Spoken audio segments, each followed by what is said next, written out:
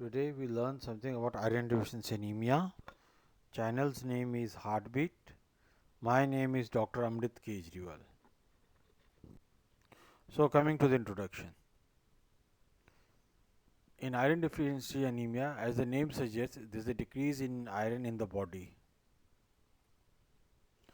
Leads to unhealthy RBCs, and RBCs have the function of transporting oxygen to the various parts of the body.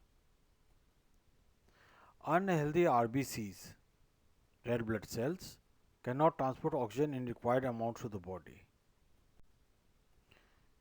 So, unhealthy RBCs have a decrease in hemoglobin, and hemoglobin is again responsible for transport of oxygen to the various parts from the lungs to the various tissues, and oxygen supply is inadequate. This is prevalent throughout the world, iron deficiency anemia. Less common in meat-eating population. Women are more susceptible. Most common type of anemia. And daily requirement of iron is around 20 to 25 milligrams, out of which only 1 milligram is absorbed. Why women are more susceptible? Well, then each pregnancy about 500 milligram of iron is lost, and only 1 milligram per day is absorbed, and in pregnancy the requirement of iron increases. Menstrual blood loss varies from 4 milligram to 100 milligram per cycle. And in reproductive age group, iron requirement increases, so women are more susceptible to iron deficiency anemia, and they are more predisposed to development of iron deficiency anemia. The various causes. Most common cause is poor intake. Another cause is hookworm infestation, commonly seen throughout the developing world, especially in the farming population who walk barefooted. They may increase demand during periods of growth and pregnancy. Increased blood loss may be seen during heavy menstruation and blood loss during childbirth. Again, there might be internal bleeding leading to iron deficiency anemia, such as ulcers in stomach, polyps in intestine, and medicines such as aspirin. Inability to absorb iron in certain conditions such as abdominal surgeries and certain medical conditions.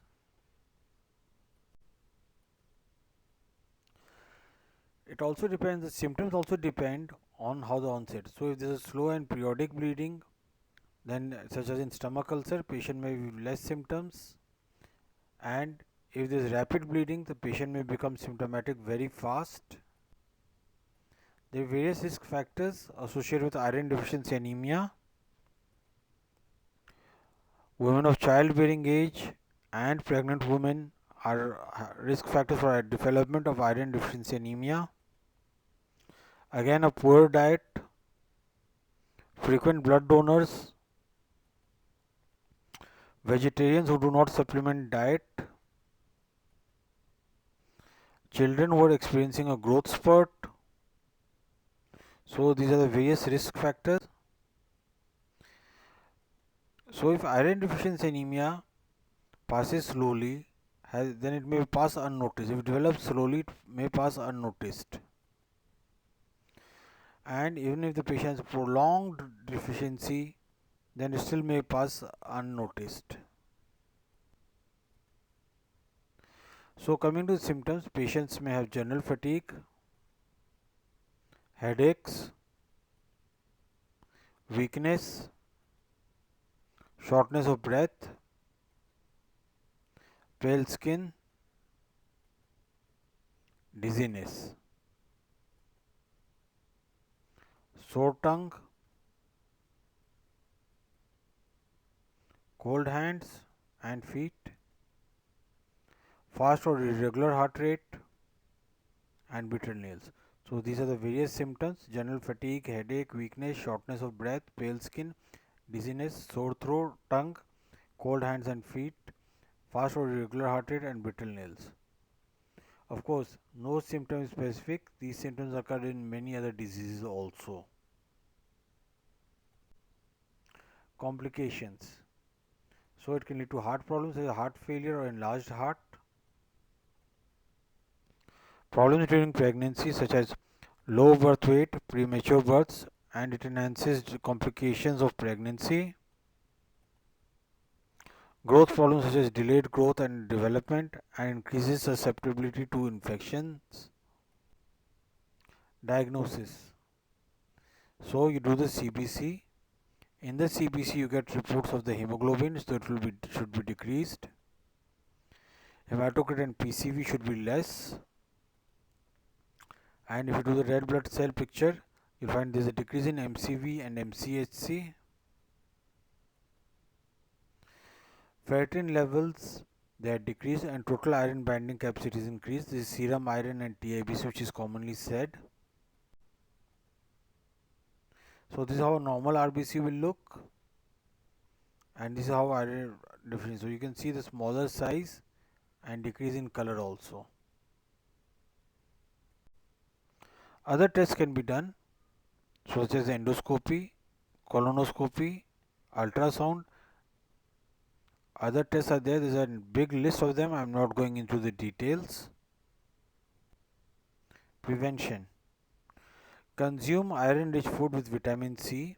So you take seafood, beans, dark green leafy vegetables, dried fruits, iron-fortified cereals, breads and pastas, peas, red meat, pork and poultry.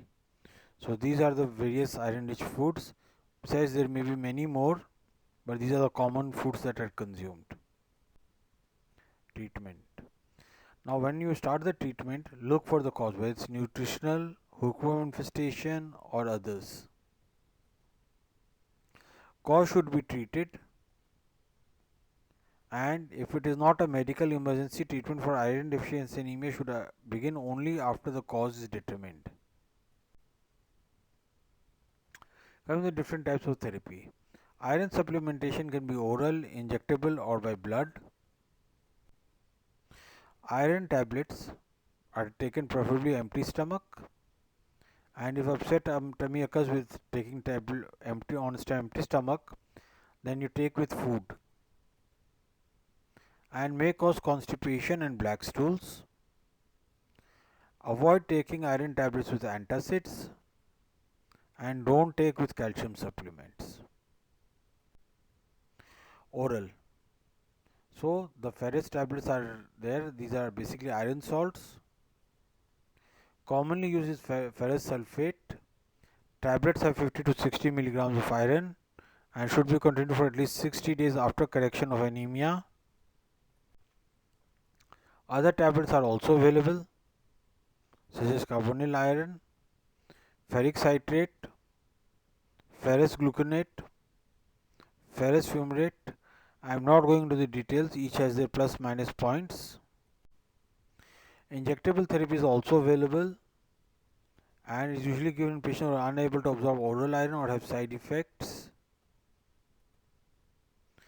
Iron dextran is one of them. Iron sucrose is another. Ferric carboxy maltose can also be used. These are all injectable forms of iron.